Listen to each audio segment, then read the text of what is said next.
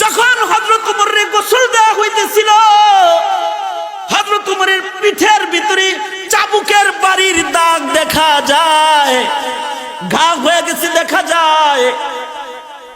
লোকেরা বলে, যারা গোসল দিয়েছে তারা বলে আমিরুল মুমিনিনের পিঠের ভিতরে বেত্রাঘাতের চাবুকের দাগ। আমিরুল মুমিনিনকে চোখ তুলে তাকায়া শাসন করবে এমন মানুষ তো মক্কা মদিনায় নাই। সেখানে খলিফাতুল মুসলিমিন আধা জাহানের খলিফার পিঠে চাবুকের দাগ কেমনে আসলো? ফ্যামিলির লোকেরা বলে, বাবার জীবন ডায়েরি আছে, জীবন ডায়েরি, যেই ডায়েরিতে সকাল সন্ধ্যা নিজের নেক আর নিজের গুনার হিসাব বাবা লিখতেন। নিজের অপরাধ আর নিজের সুকর্মকে লিপিবদ্ধ করতেন। কোনদিন সন্ধ্যা বেলায় যদি দিনের ইবাদত কম হয়ে যেত, তাহলে নিজের পিঠে নিজে দুর্রা মেরে নিজেকে নিজে শাসন করতেন, ওমর কাজটা ভালো করো নাই। তেরে সিওয়া মাহবুব হাকিকি कोई नहीं है, कोई नहीं, तेरे सिवा मौजूद हकीकी कोई नहीं है, कोई नहीं।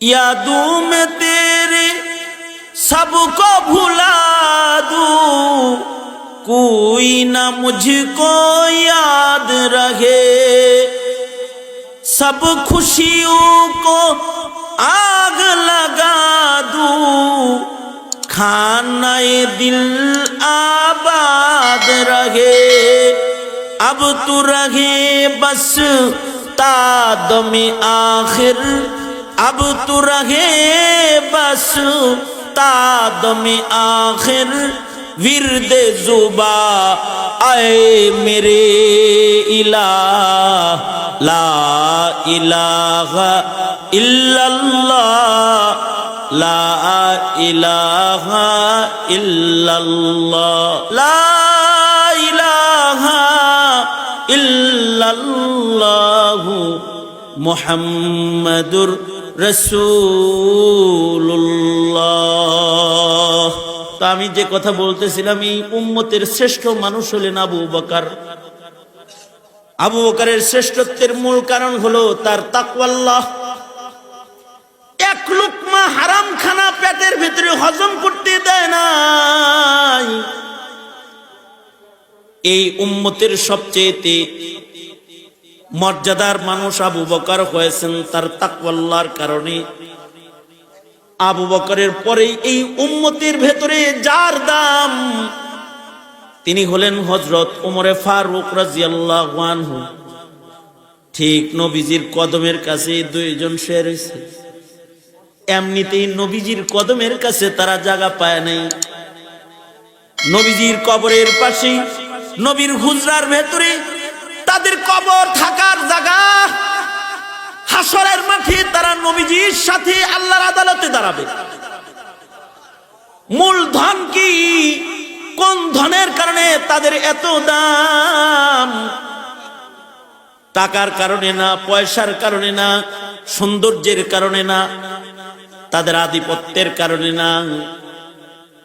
তাদের মূল দৌলত যেটা, যে দৌলতের কারণে আবু বকরের এত দাম, যে দৌলতের কারণে উমরের এত দাম, যে এই উম্মতের শ্রেষ্ঠ মানুষের খাতায় তাদের নাম, এটার কারণ হলো তাদের হৃদয়ের ভেতরে আছে তাকওয়াল্লাহ। আর আমাদের দাম কমছে, ইমানদার আমরা, কিন্তু আমাদের হৃদয়ের ভেতরে তাকওয়াল্লাহ নাই, আল্লাহর ভয় নাই, বিধায় আমাদের দাম কমছে। আর তাদের দাম বাড়ছে কারণ তাদের হৃদয়ে আছে তাকওয়াল্লাহ। মুয়াত্তা ইমাম মালিকের ভেতরে এসেছে যে ওনার কাছে দুধ হাদিয়া আসছে, তো উনি দুধ পান করেছেন। হযরত ওমর দুধ পান করছেন।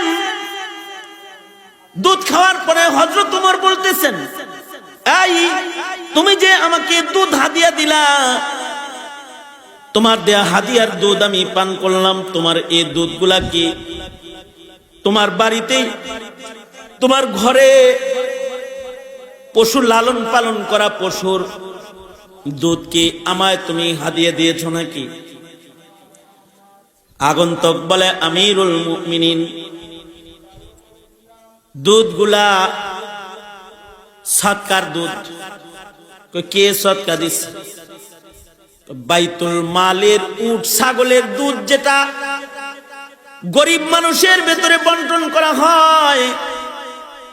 আপনার বাইতুল মাল রাষ্ট্রীয়